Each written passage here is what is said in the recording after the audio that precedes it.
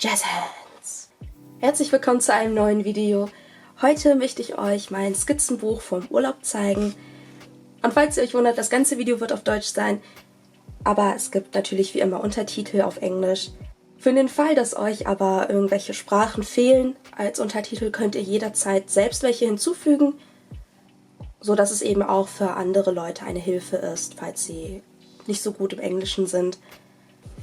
Ich habe mich dazu entschieden, das ganze Video eher auf Deutsch zu machen, damit ich eben eher auf die Bilder eingehen kann und erklären kann, was ich da so gemacht habe und warum.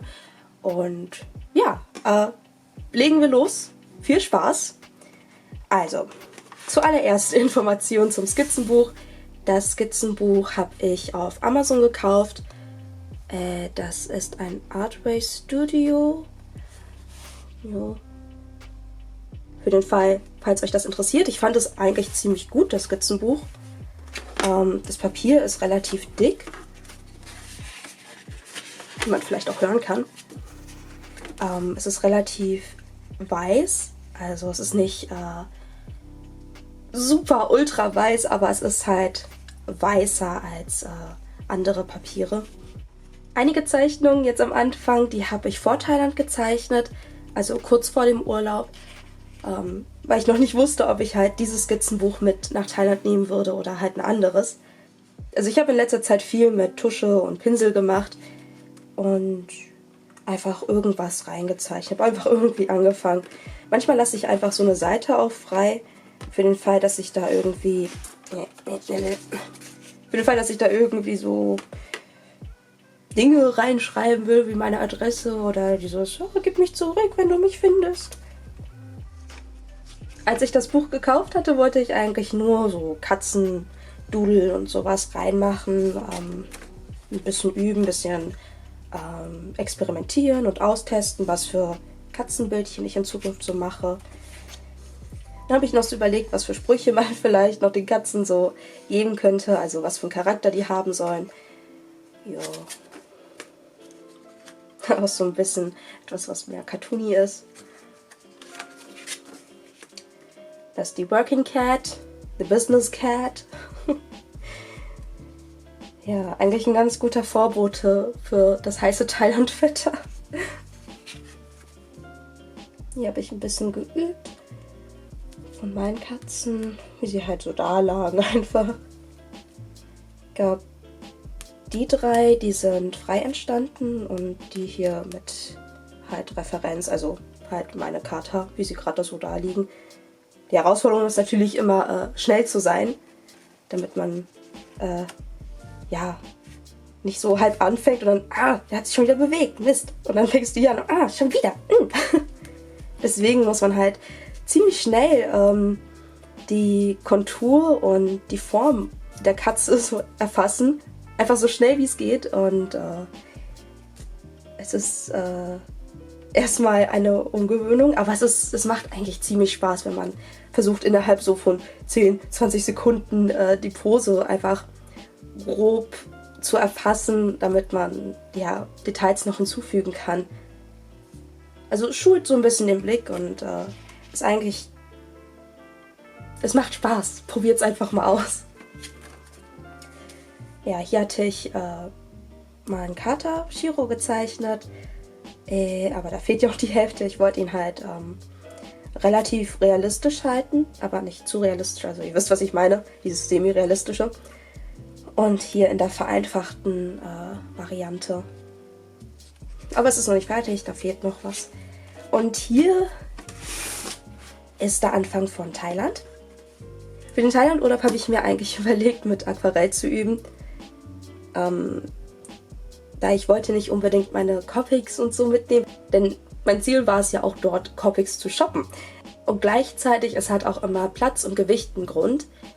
Die Idee war halt, so viele Farben wie möglich dabei zu haben, für den Fall, was geht da besser als so ein Aquarellkasten. Hast viele Farben, kannst viel benutzen, ist sehr ergiebig und ja, du hast auf jeden Fall immer irgendeine Farbe dabei und zur Not kannst du sie auch mischen. Jedenfalls habe ich mich deshalb für den Aquarellkasten entschieden. Ich habe noch andere ja, Skizzierstifte und ein paar wenige Buntstifte für Akzente noch mitgenommen. Und das war's eigentlich. Das hier war ein Haus gewesen, das war gegenüber von unserem Haus. Und ich fand das irgendwie ziemlich cool, weil die Farbe ist ziemlich nett. Die Fenster sind halt ziemlich cool. Also die haben irgendwie so lustige Gitter dran. Die Formen sind toll. Und irgendwie ist das so eine Tür, die, also wenn du rausgehst, hast du vielleicht so einen Abstand und dann fällst du auf den Boden, wenn du dich aufpasst.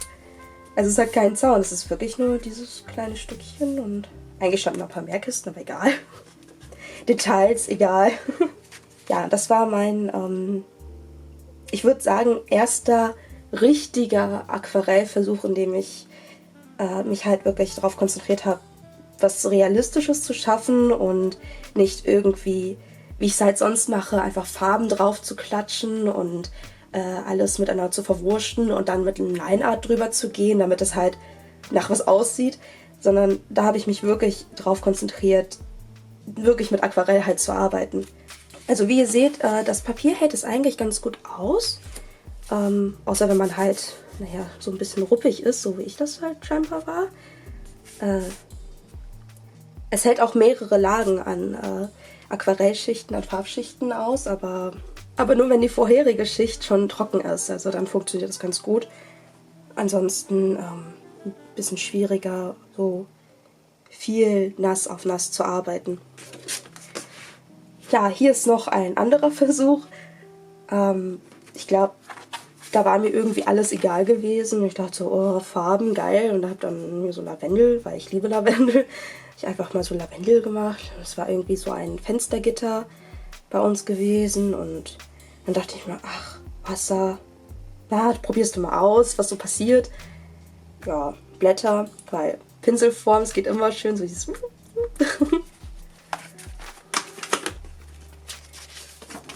Dann wieder Katzen, wieder ohne Vorlage, weil ich hatte schon länger keine Katzen mehr so richtig gezeichnet, deswegen wollte ich da wieder so ein bisschen reinkommen. Irgendwas mit Buntstiften. Dann wieder was mit Aquarell. Das ist immer noch mein namenloser Ossi.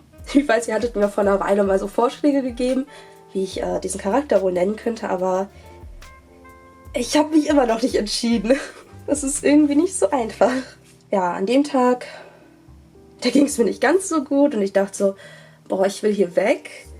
Und naja, habe ich mir halt so vorgestellt, so dieses Reisen, dieses Verschwinden. Das habe ich dann versucht so darzustellen, wie in so eine andere Welt entführt zu werden.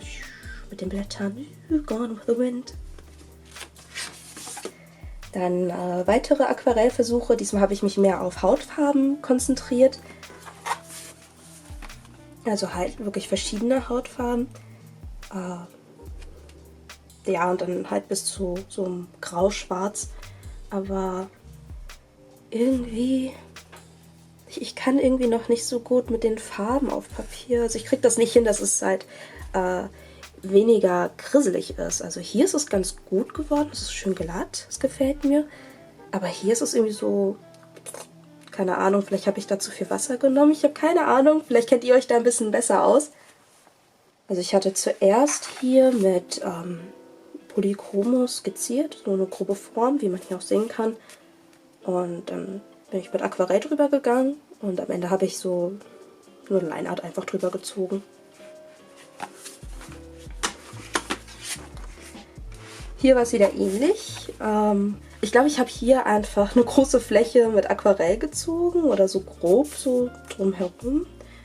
Und halt dann mit so einem richtig dünnen Pinselstift hier die Konturen und das Lineart gemacht. Hat so ein bisschen was von Lady Georgie, finde ich. Gleichzeitig erinnert es mich irgendwie an die menschliche Version von Luna wegen diesen Buns. Ja, hier ist ein Burger. Den hat meine Schwester gemalt. Es ist doch ein wahres Kunstwerk. Ich meine, dieser Burger sagt so viel aus.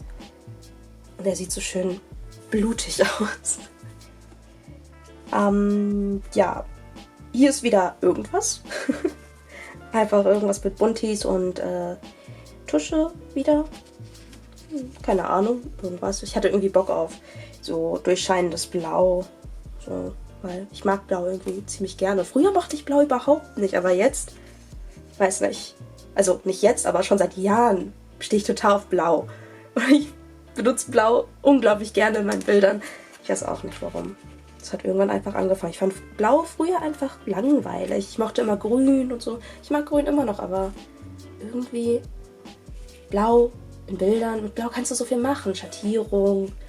Und der Himmel ist blau und es ist alles so schön blau. Blau ist eine echt tolle Farbe eigentlich. Naja, ich glaube, ich hatte ein bisschen zu viel Kaffee. Hier ist wieder blau und violett. Ich habe keine Ahnung, was ich auf dieser Seite gemacht habe.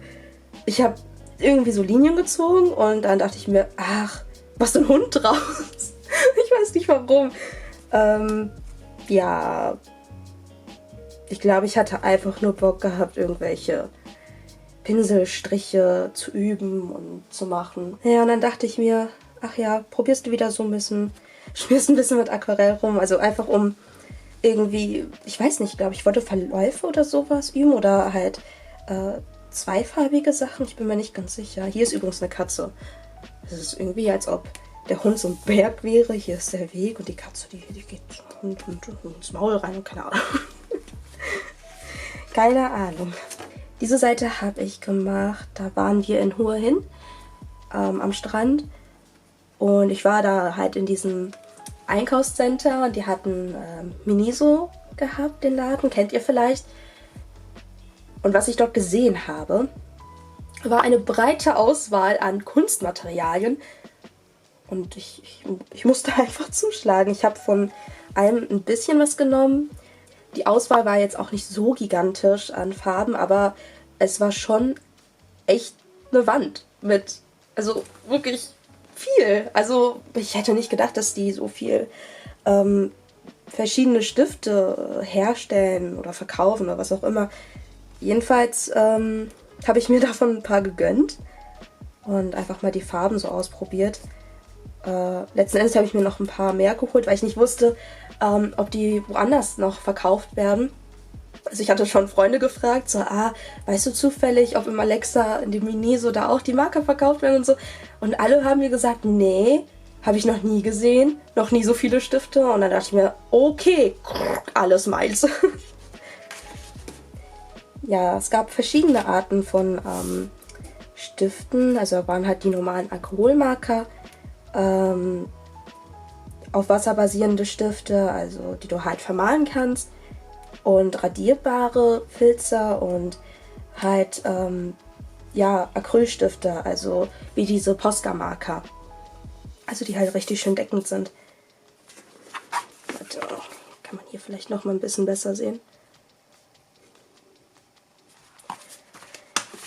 Genau, und dann dachte ich mir, haha, das musst du mal unbedingt austesten, vor allen Dingen die Aquarellteile. Ich glaube, die Marke habe ich noch gar nicht ausprobiert und die anderen Sachen auch nicht. Eigentlich nur die, weil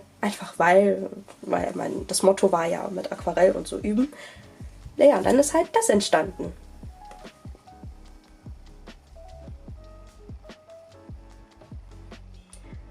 Ja, gibt eigentlich nicht viel zu sagen. Ich habe einfach herumgepanscht, so wie ich es halt immer mache.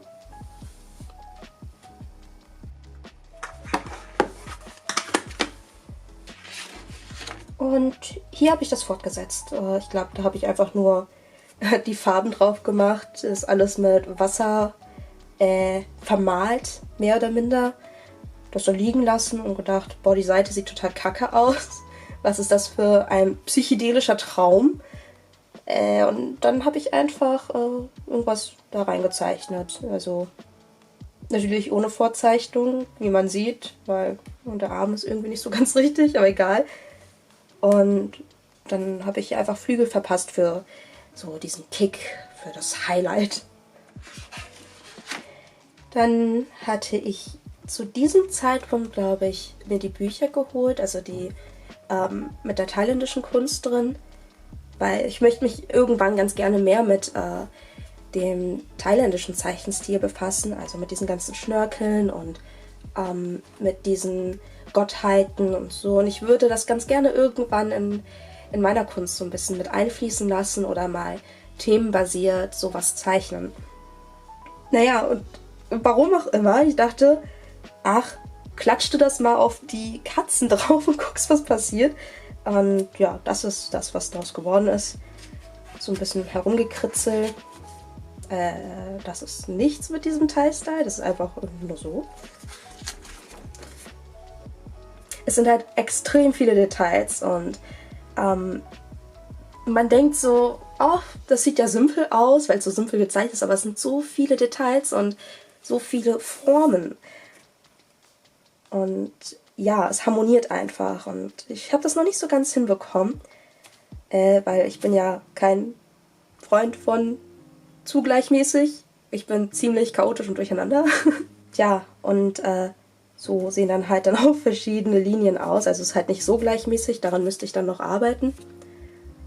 Aber ich denke, mit ein bisschen Übung geht das. Also die Bücher dazu werde ich euch auch noch zeigen, dann in dem großen Art Supplies Haul, was hoffentlich bald kommen wird.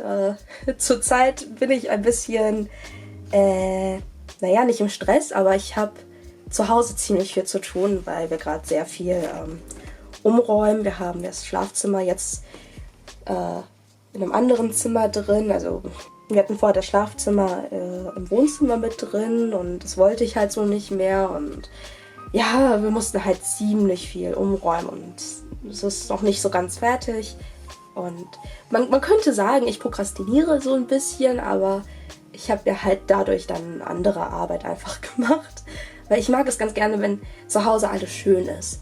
Ich bin so zu Hause muss perfekt sein, zu Hause muss toll sein, man muss sich wohlfühlen und solange dieser Status noch nicht erreicht ist, arbeite ich so lange weiter, selbst wenn das Wochen dauert. Naja, wie dem auch sei, weiter geht's hier. Also nur falls ihr euch wundert, dass halt zwischendurch keine Postings kommen oder so oder ich mit den Videos so ein bisschen lahmarschig bin.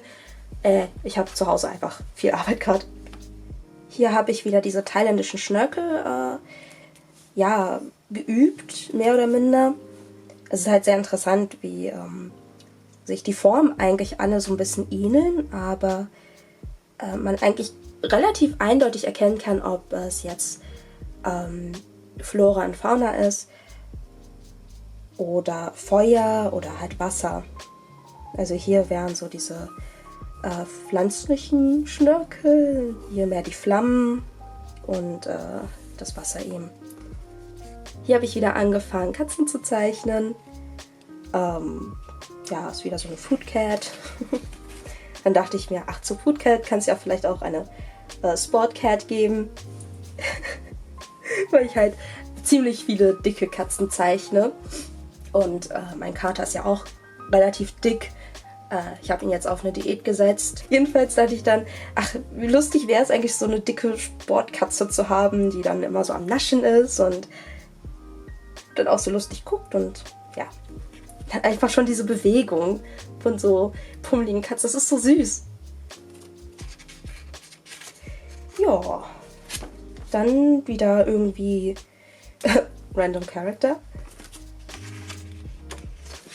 und irgendwas mit Goldtusche, habe ich mit so einem Pinselstift gemacht. Kann ich euch sogar zeigen. Den hatte mir eine Freundin aus Japan mitgebracht. Ich weiß nicht, wie der heißt. Da steht alles nur auf Japanisch leider drauf. Aber voll cool. Dort, wo ich die Copics in Teile gekauft habe, habe ich diesen Stift auch gefunden. Allerdings nur in Silber. Aber ich habe ihn. Hehe. Ja, und das war's eigentlich. Also hier ist dann Ende. Hier geht's dann weiter irgendwann. Sonst hier drin ist nicht mehr viel. Es sind eigentlich nicht mehr viele Seiten, die ich noch befüllen könnte. Weil da hinten habe ich, glaube ich, noch... Genau, das war die Idee, wie ich das Wohnzimmer und das Schlafzimmer gestalten möchte. Und man erkennt nichts, aber es wurde schon alles umgestellt. Es ist alles fast fertig. Es fehlen nur noch kleine Details. Naja, das war eine Blume in Thailand. Vielleicht hätte ich die in so eine Tüte packen sollen. Man kann noch ein ganz kleines bisschen sehen, dass die ursprünglich violett war. So ganz leicht. Ein bisschen duftet sie auch noch. In Thailand gab es einfach so viele schöne Pflanzen. Hier sind noch mehr. Ich glaube, das war Jasmin gewesen. Sieht so lustig aus. Jetzt bin ich unsichtbar. Ja, davon riecht man nichts mehr. Das war weiß, die war rosa und die hier war gelb. Es ist so dünn geworden.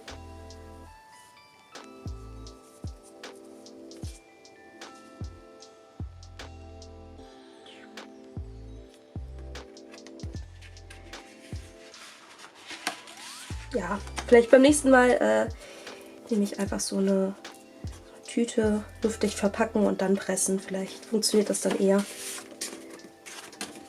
Ja, und sonst habe ich mir nur noch so eine Liste gemacht mit, was ich in Zukunft mitnehmen werde und was nicht. Und irgendwelche To-Do-Sachen. Und das war's eigentlich.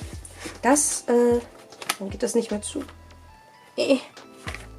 Naja, das war mein Skizzenbuch. Mit den Bildern aus Thailand, die ich da gemacht habe und so. Ich hoffe, euch hat das Video gefallen. War nur ein kurzer Einblick. Okay, das Video ist bestimmt wieder ziemlich lang geworden. Ja. Falls euch das Video gefallen hat, schaut doch einfach mal auf meiner Patreon-Seite vorbei. Es gibt dort sehr viele Rewards und sehr viele Postings. Patreon-Only-Postings, Early Access und vieles mehr. Neu dazu gekommen ist jetzt eine Stufe, in der ihr jeden Monat einen speziellen Artprint bekommt. Es sind exklusive und limitierte Artprints, die nicht nur nummeriert und limitiert sind, sondern auch jedes Mal signiert. Und dazu bekommt ihr natürlich auch alle anderen vorherigen Rewards, sowie eben auch das Sketchbook-PDF, in dem ihr einen ziemlich intimen Einblick in meine Arbeiten bekommt, in meinen Skizzenbüchern, ohne irgendwelche Fehler retuschiert zu haben, einfach so wie es ist. Höchstens noch so ein bisschen am Kontrast geregelt, damit es halt wirklich dem Original nahe kommt, weil manchmal schluckt der Scanner ja auch ganz viele Farben weg und so. Also falls ihr mich auf Patreon unterstützen möchtet, das würde mich wirklich super freuen. Das wäre echt toll. Denn wie ihr wisst, YouTube bringt nicht mehr so viel und ich würde halt gerne weiterhin Videos machen können und mir auch die Zeit nehmen, um Tutorials zu machen für euch. Und daher ist Patreon eine ziemlich große Stütze für mich. Und eure Unterstützung wird natürlich auch belohnt dafür. Also schaut einfach mal vorbei. Ansonsten schaut auch auf jeden Fall bei meinem Etsy-Shop vorbei.